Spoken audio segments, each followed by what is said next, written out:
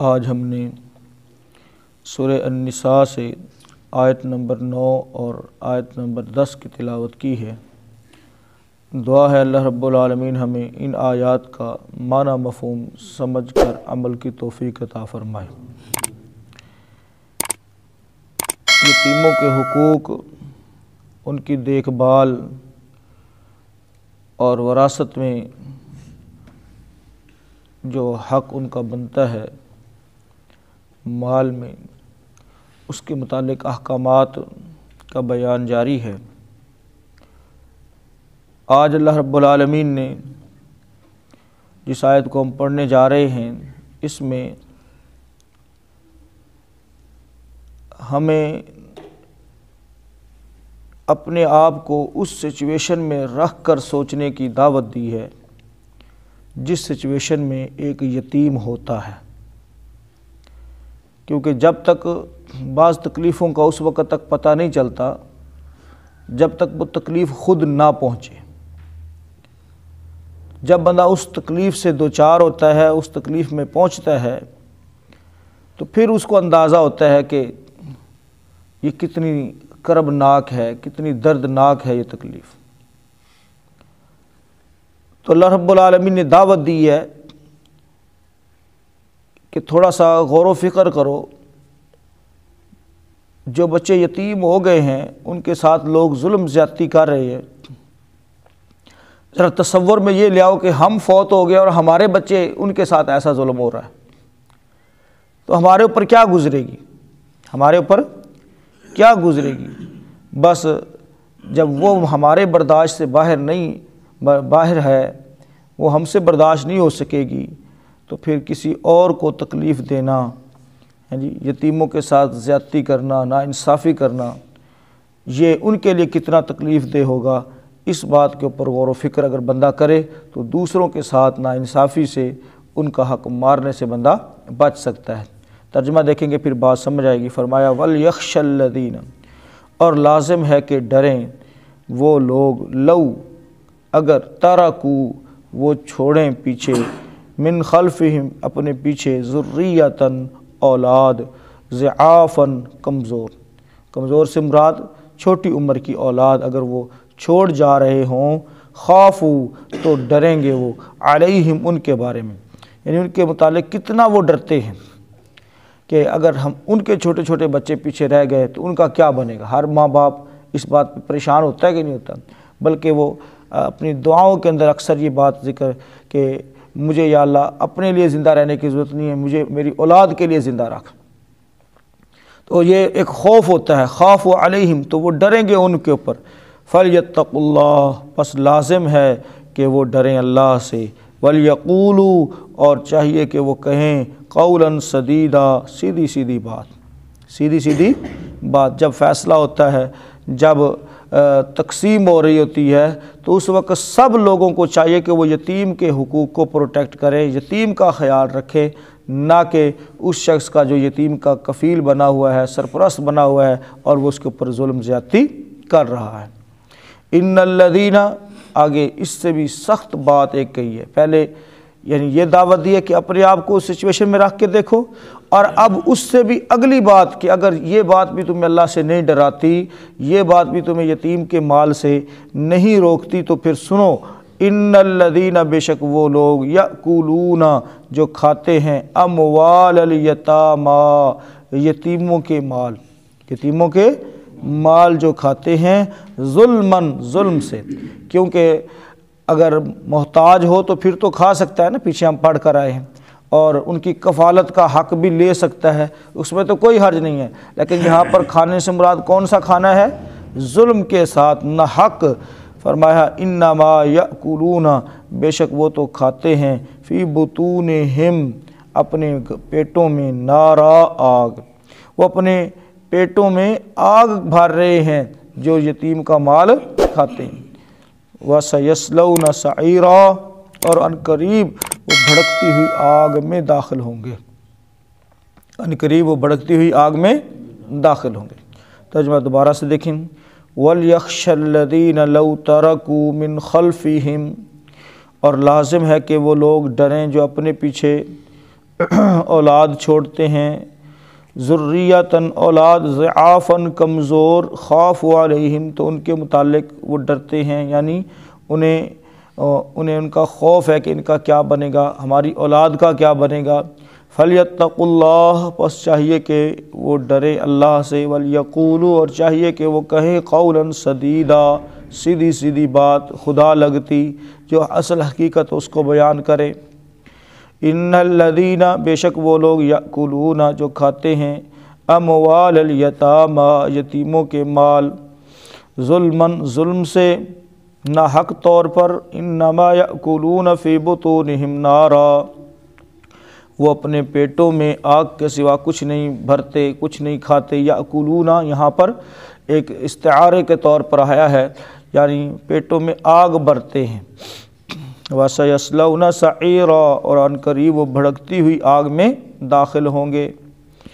محترم بھائیو، یہ دو آیات ہمیں ہر قسم کی حرص سے، ہوس سے بچا سکتی ہیں اگر ہم سلیم قلب سے اور عمیق قلب سے ان آیات کو پڑھ لیں، غور و فکر اس کے اوپر کر لیں۔ ہمیں ہر قسم کے ظلم سے یہ بچا سکتی ہیں، حرص سے بچا سکتی ہیں۔ پہلے نمبر پر کہ جب کسی کے اوپر بندہ زیادتی کر رہا ہوتا ہے تو اس کو چاہیے کہ وہ خود اپنے آپ کو اس جگہ پر رکھ کر سوچے کہ اگر میرے ساتھ کوئی اس طرح کی زیادتی کرتا تو میرے دل کے اوپر کیا گزرتی۔ جب بندہ اپنے آپ کو اس جگہ پر رکھے گا تو اس کو یقین جانے کہ اس کے دل ایک دفعہ ضرور کانپے گا، اس کا ضمیر اس کو ضرور ملامت کرے گا، اور وہ اس بات کو سوچے گا کہ اگر میرے ساتھ کوئی زیادتی کرتا تو صاحب ذرا میں بھی برداشت نہیں کر سکتا تھا، میرے لیے بھی یہ بات بڑی دردناک ہونی تھی، تو لہٰذا اب میں کسی کے ساتھ کر رہا ہوں تو اس کے اوپر بھی تو یہی گزر رہی ہوگی، لہٰذا اس سے اگر وہ بچ سکتا ہے۔ اور دوسری بات محترم بھائیو یہ ہے کہ بندے کو ہمیشہ اللہ سے ڈرنا چاہیے اور سیدھی سیدھی بات کرنی چاہیے۔ سیدھی بات جو ہے یہاں پر قولاً سدیدہ کے الفاظ ہیں، جی، جو تسدید السہم، سہم کہتے ہیں تیر کو، تسدید السہم کا مطلب ہے تیر کی جس طرح بالکل سدھائی ہوتی ہے نا، اس کو اگر اس کے اندر تھوڑی بہت بھی کوئی لچک رہ جائے یا ٹیڑھ پن رہ جائے تو وہ تیر اپنے ٹارگٹ پر نہیں پہنچ سکتا، بلکہ یہاں تک کہ اس کے جو دو پھل ہوتے ہیں وہ نوکیں بھی بالکل برابر ہوتی ہیں، تب جا کر وہ اپنے ٹارگٹ پر پہنچتا ہے۔ تو بالکل ایسی ہی سیدھی بات کرنی چاہیے، ایسی ہی سیدھی بات کرنی چاہیے، اس کے اندر ذرا برابر بھی جو ہے وہ لچک ٹیڑھ پن نہیں ہونا چاہیے۔ آگے اللہ رب العالمین نے بالکل واضح کر دیا، اور یہ اعلان جو ہے یہ کافر مسلمان سب کے لیے، یہ نہیں ہے کہ کوئی مسلمان ہے تو وہ جو مرضی کسی کے ساتھ کر دے، زیادتی کر دے، مال کھا جائے، چونکہ وہ مسلمان ہے لہٰذا اس کے لیے تو سب جائز ہے۔ یہ مسلمان یا کافر سبھی کے لیے اللہ رب العالمین نے واضح کر دیا ہے کہ بے شک وہ لوگ جو یتیم کا مال ظلم سے کھاتے ہیں تو وہ اپنے پیٹوں میں آگ بار رہے ہیں۔ یہ مسلمان کے لیے بھی ہے اور کافر کے لیے بھی، سب کے لیے، کیونکہ یہاں پر یتیم سے مراد صرف مسلمان یتیم نہیں ہے، یہ قانون قاعدہ صرف مسلمان کے لیے نہیں ہے۔ یتیم بچہ وہ کافر بھی ہو سکتا ہے یا اس کے اوپر ظلم کرنے والا کافر بھی ہو سکتا ہے، ایک تو اس کو اپنے عقیدے کی وجہ سے، اور دوسرا یتیم کا مال کھانے کی وجہ سے، اس کے ظلم زیادتی کرنے کی وجہ سے۔ اور مسلمان عقیدے کی وجہ سے تو بچے ہو سکتا ہے بچے، لیکن یتیم کا مال کھانے کی وجہ سے جہنم سے بچ نہیں سکتا۔ واضح فرما دیا اللہ تعالیٰ نے، وَسَيَصْلَوْنَ سَعِيرًا، ان قریب وہ بھڑکتی ہوئی آگ کے اندر داخل ہوں گے۔ تو محترم بھائیو، پیارے پیغمبر جناب محمد رسول اللہ صلی اللہ علیہ وسلم نے مزید اس کے اوپر کچھ اور چیزیں، یعنی جنہیں گناہ کبیرہ کہا جاتا ہے، ان کا ذکر کیا کہ یہ 7 ہلاک کر دینے والی چیزیں ہیں، 7 تباہ کن چیزوں سے اجتناب کرو۔ نمبر 1 صحابہ نے عرض کیا اللہ کے رسول صلی اللہ علیہ وسلم وہ کیا چیزیں ہیں بتائیے ہمیں۔ اللہ کے نبی صلی اللہ علیہ وسلم فرمایا اللہ کے ساتھ شرک کرنا، یہ پہلی چیز ہے، اللہ کے ساتھ شرک کرنا۔ دوسرے نمبر پر جادو کرنا ہے، اور تیسرے نمبر پر کسی جان کو ناحق قتل کرنا، کسی جان کو ناحق قتل کرنا، وہ اس خوف سے کہ اولاد زیادہ ہو گئی ہے، یا محترم بھائیو رزق کی تنگی کی وجہ سے، یہ جو آج کل سسٹم چل رہا ہے بچے دو ہی اچھے یا منصوبہ بندیاں، یہ بھی اولاد جو ہے قتل ناحق ہے۔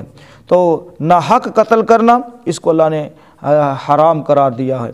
تو سود کھانا، اور 5ویں نمبر پر ہے یتیم کا مال کھانا، یتیم کا مال کھانا، اور 6 نمبر پہ جنگ کے دن پیٹھ پھیرنا، جب دشمن کے ساتھ جنگ ہو رہی ہو تو اس وقت بزدلی دکھانا، پیٹھ پھیرنا، اور 7ویں نمبر پر ہے پاک دامن عورتوں پر تہمت لگانا۔ یہ 7 ہلاک کرنے والے گناہ ہیں محترم بھائیو۔ ان میں سے کسی ایک میں بھی بندہ پڑ گیا تو سمجھو کہ اس کی ساری کمائی رائے گاں اور بیکار چلی جاتی ہے۔ یہ اتنے بڑے خطرناک گناہ ہیں۔ تو بڑے جو گناہ ہیں ہلاک کرنے والے، ان کی تعداد تو ویسے بہت زیادہ ہے، اور بھی بہت سارے گناہ ہیں، لیکن ان میں سے میجر جو ہیں وہ یہ ہیں۔ اور مفسرین کا کہنا ہے کہ اگر ان 7 میں سے کسی ایک پر بندہ قائم رہے، توبہ استغفار نہ کرے، اور اسی پر اس کی موت ہو جائے، تو اس کی ہلاکت کے لیے، اس کی تباہی کے لیے، اس کی بربادی کے لیے یہ ان میں سے ایک گناہ بھی کافی ہے۔ یعنی 7 اگر بندے کے پاس ہیں تو پھر تو سمجھو کہ ختم ہی بالکل۔ اگر ایک بھی ان میں سے ہے اور اس پر اس کی موت واقع ہو گئی ہے تو اس کے لیے تباہی اور بربادی کے لیے صرف یہ ایک گناہ کیا ہے؟ کافی ہے۔ اس لیے ان کو اکبر الکبائر بھی کہا گیا ہے۔ اکبر الکبائر یعنی بڑے بڑے کبیرہ گناہ جو ہیں وہ یہ 7 ہیں۔ ویسے اس کے علاوہ بھی بہت سارے گناہ کبیرہ کے اندر اللہ کے رسول نے شمار کیے ہیں، لیکن یہ اکبر الکبائر ہیں۔ تو اللہ تعالیٰ سے ہم دعا کرتے ہیں اللہ رب العالمین ہمیں ان بڑے بڑے گناہوں سے بھی، بلکہ ہر چھوٹے بڑے گناہوں سے اللہ رب العالمین ہمیں محفوظ فرمائے، کیونکہ چھوٹا گناہ بھی وہ بھی بندے کے لیے ہلاکت خیز ہو سکتا ہے، وہ بھی تباہی اور بربادی کا باعث بن سکتا ہے، اس کو بھی معمولی اور حقیر نہیں سمجھنا چاہیے۔ لا تحقرن صغیرۃ ان الجبال من الحصا، کسی چھوٹے سے چھوٹے گناہ کو بھی حقیر نہ سمجھو، اس لیے کہ یہ جو آسمانوں سے باتیں کرتی چوٹیاں نظر آتی ہیں یہ کنکریوں سے مل کر بنی ہیں، یہ جو ٹھاٹھے مارتے سمندر ہیں یہ قطروں سے مل کر بنے ہیں۔ تو چھوٹے گناہ بھی خرابی کا باعث بن سکتے ہیں، لیکن بڑے گناہ وہ زیادہ گمبھیر ہیں، زیادہ تباہ کن ہیں۔ تو محترم بھائیو ویسے انسان کو چاہیے کہ وہ ہر چھوٹے بڑے گناہ سے اپنے آپ کو بچائے، اور بڑے گناہ سے بچنے کا طریقہ کار بھی یہی ہے کہ بندہ اپنے آپ کو پہلے چھوٹے گناہ سے بچائے، تب جا کے وہ بڑے گناہ سے بھی بچ سکتا ہے۔ ورنہ بعض اوقات یہ ہوتا ہے کہ چھوٹے چھوٹے گناہ کرتا رہتا ہے، توبہ کرتا نہیں، استغفار کرتا نہیں، اور بندے کے دل پر سیاہ نقطے لگتے جاتے ہیں، اور ایک وقت آتا ہے کہ دل مکمل کیا ہو جاتا ہے؟ سیاہ ہو جاتا ہے۔ کلا بل ران علی قلوبہم ما کانوا یکسبون، پھر اللہ تعالیٰ اس کے دل کو زنگ آلود کر دیتا ہے، زنگ لگ جاتا ہے، اور پھر جب زنگ آلود ہو جائے تو پھر زنگ آلود کوئی بھی چیز ہوتی ہے تو اس کا کوئی بھاؤ نہیں لگتا۔ یہ جو لوہا بار پڑا ہو نا مٹی شٹی کے اندر، جی اس کو اٹھا کے جب لاتے ہیں تو اس کے اوپر زنگ چڑھا ہوتا ہے، اس کو کچرے میں بھی کوئی نہیں لیتا۔ کیا خیال ہے؟ اور یہ دل تو انسان کا ہے ہی چھوٹا، کوئی مربع تھا تھوڑی ہے، مطلب ہے بھی بندہ کے نہیں آ جاتے، ایک قلعہ خراب ہو جاتا ہے جو باقی بچیا ہے، تو تھوڑا سا تو چھوٹا سا تو دل ہے۔ یہ محترم بھائیو اس کو صاف کرتے رہنا چاہیے توبہ کے ذریعے، استغفار کے ذریعے، اور ہر قسم کے چھوٹے اور بڑے گناہوں سے بندے کو بچتا رہنا چاہیے۔ اللہ سے دعا کرتے ہیں بات کو سمجھنے کی توفیق عطا فرمائے۔ دیکھ لیجئے نا آیات کو، جو بات سمجھ آئے تو پوچھ لیجیے۔